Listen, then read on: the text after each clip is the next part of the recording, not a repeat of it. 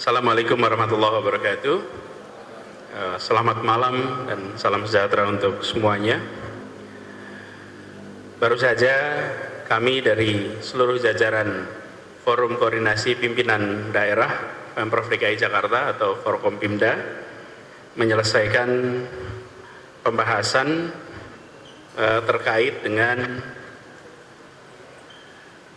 pembatasan sosial berskala besar yang pada hari ini kita menerima surat keputusan Menteri Kesehatan Republik Indonesia.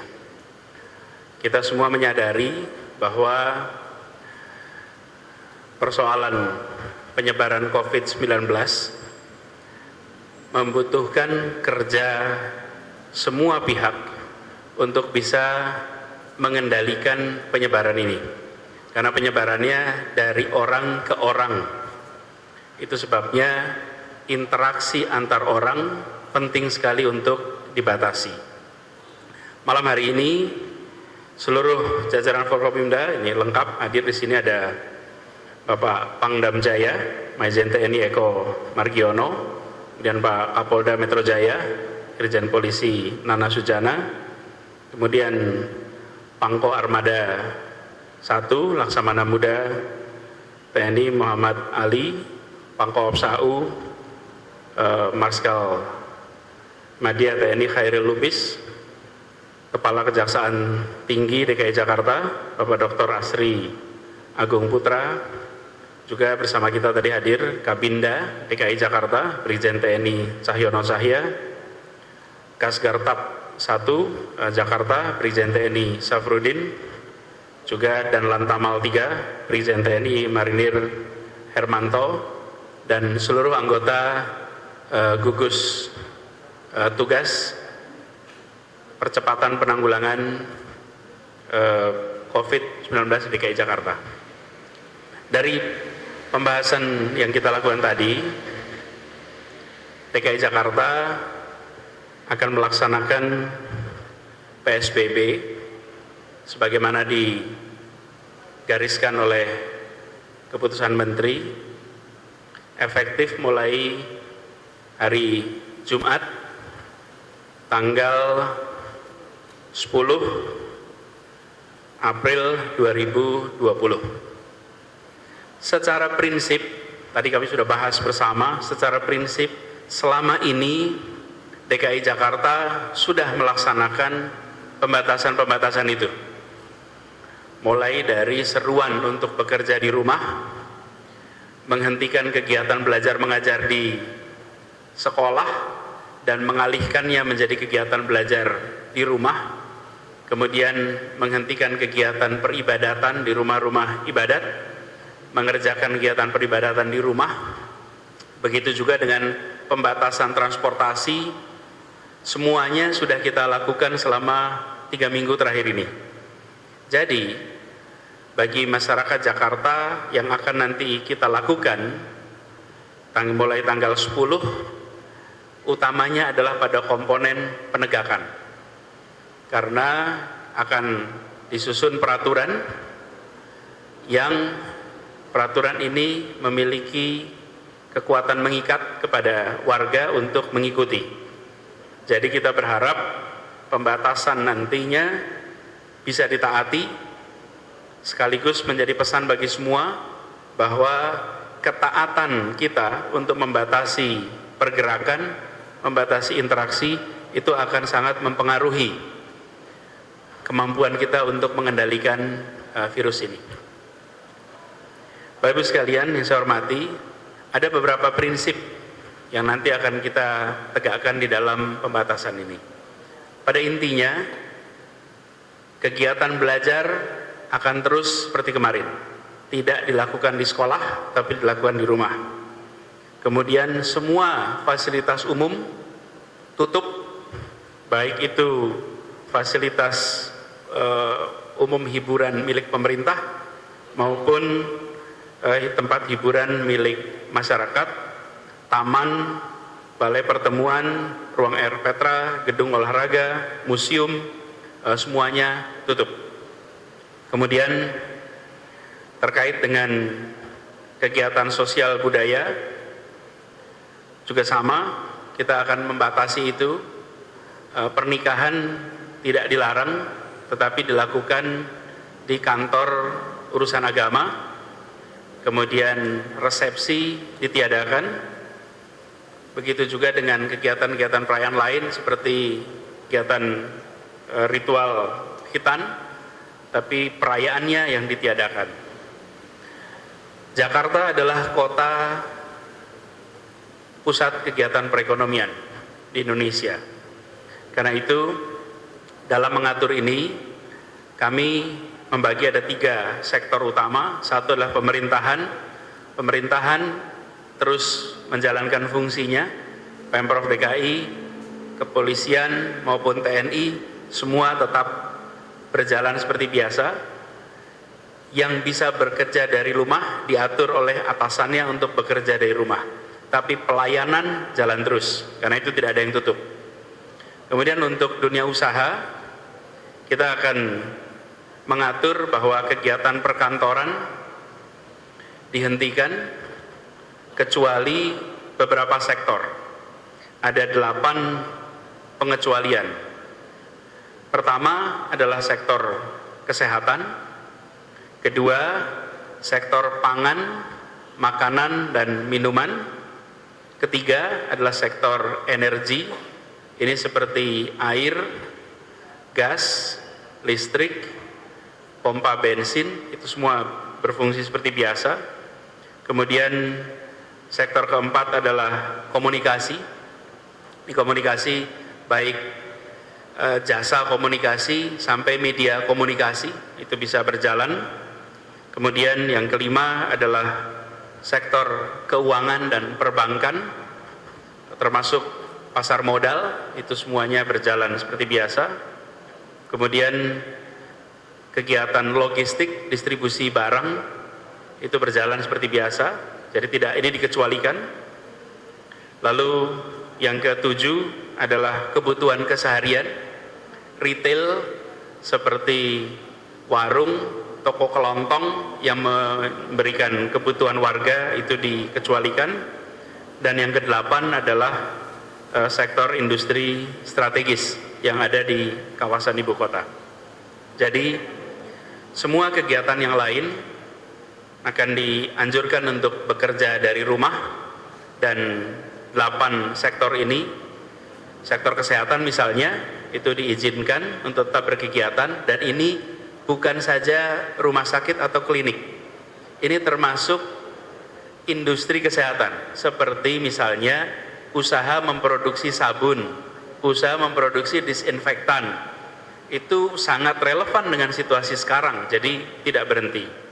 Begitu juga dengan kegiatan organisasi sosial yang terkait dengan penanganan wabah COVID-19 bisa terus berkegiatan seperti biasa.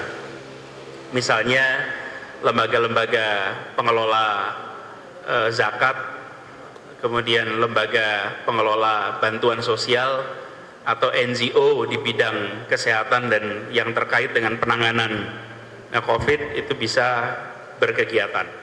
Bagi sektor-sektor yang tadi dikecualikan, mereka semua harus melaksanakan kegiatan dengan mengikuti protap penanganan COVID-19.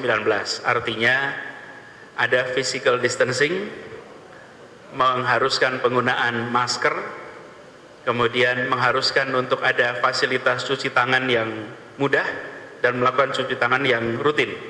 Jadi protap itu dilakukan. Lalu terkait dengan transportasi umum di Jakarta akan dibatasi jumlah penumpang per kendaraan umum, akan dibatasi juga jam operasinya menjadi jam 6 pagi hingga jam 6 sore. Ini berlaku untuk semua kendaraan umum yang beroperasi di Jakarta.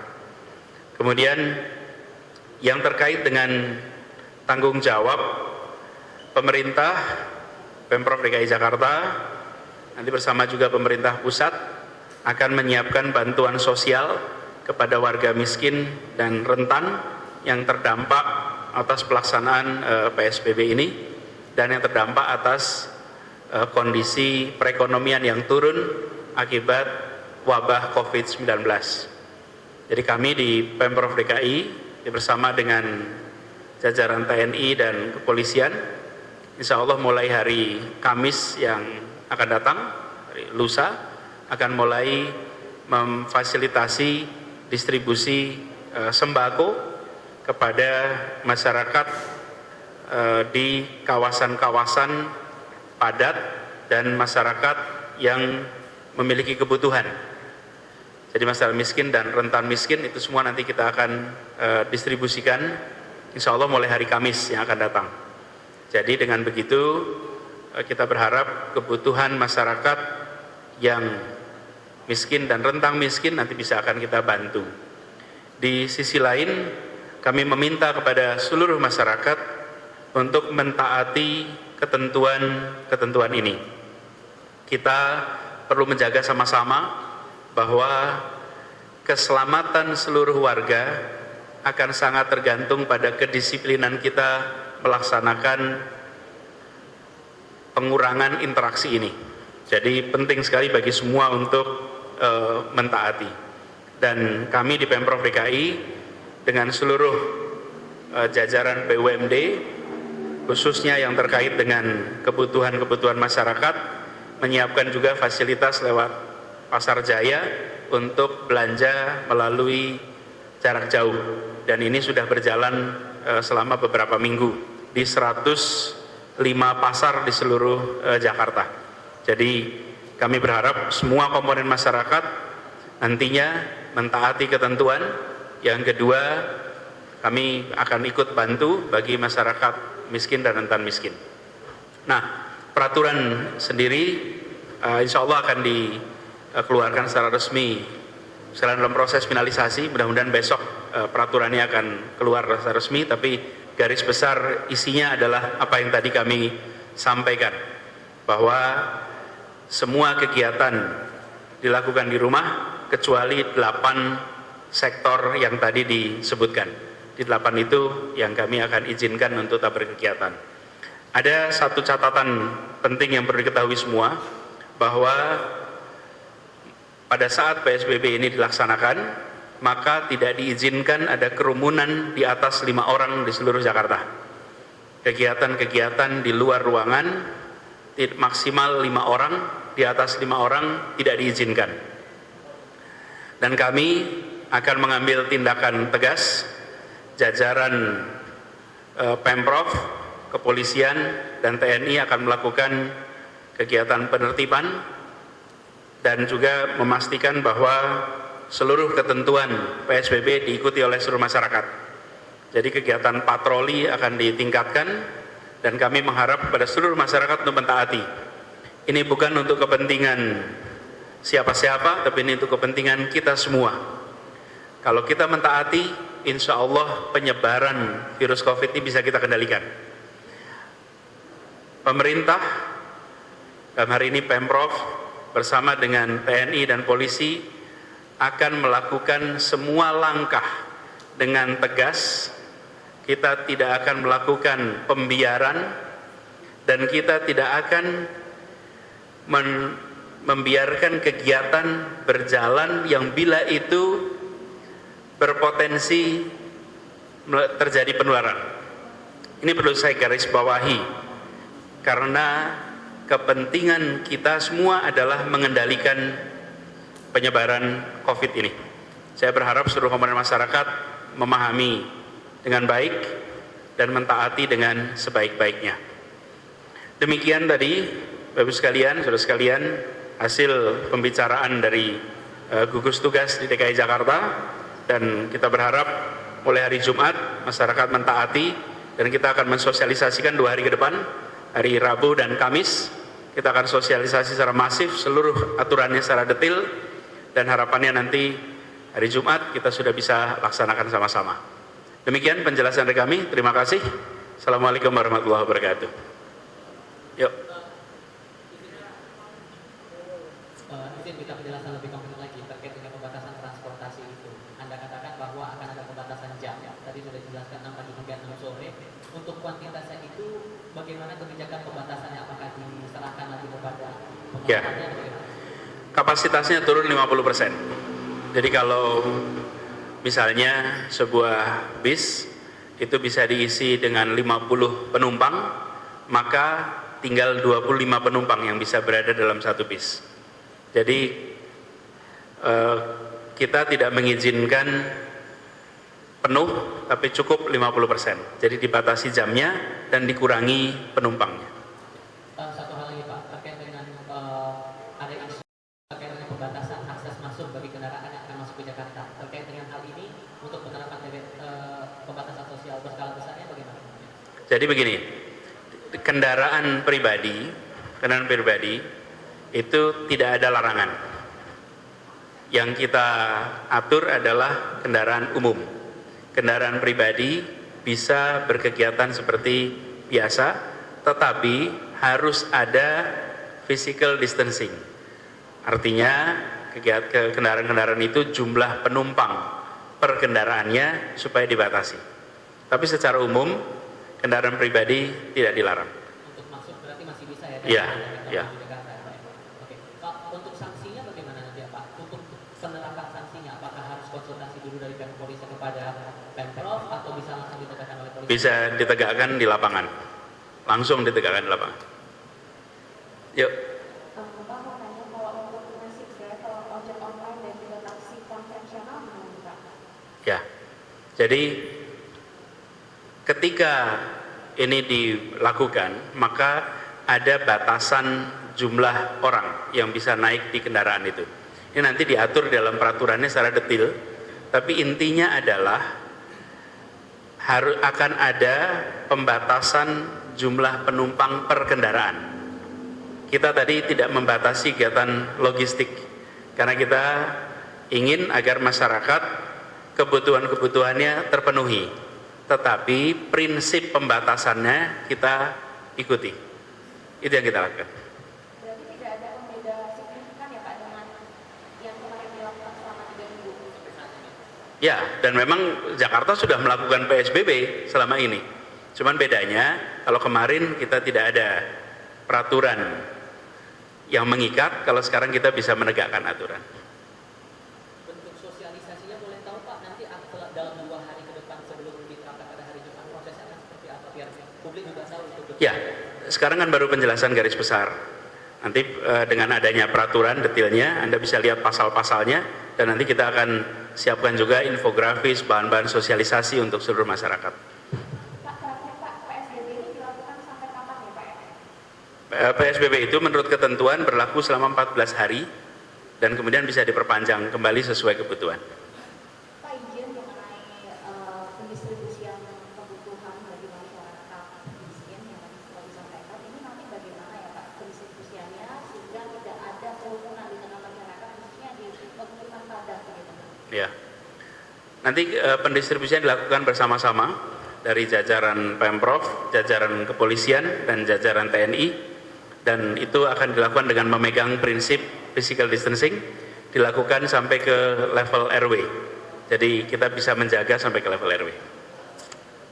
Saya rasa cukup, teman-teman sekalian. Ya. sekali lagi Pak, Ya. terkait dengan ojek online ini, artinya untuk ojek online boleh untuk mengangkut penumpang, menaik penumpang atau bagaimana? Jadi begini, untuk delivery barang itu confirm boleh. Kendaraan roda 4 itu untuk membawa penumpang itu boleh, tapi dibatasi penumpangnya. Sampai di situ aja. Untuk ojek berarti tidak Ya, diperbolehkan untuk ya. Cukup sampai situ ya. Makasih. Thank you.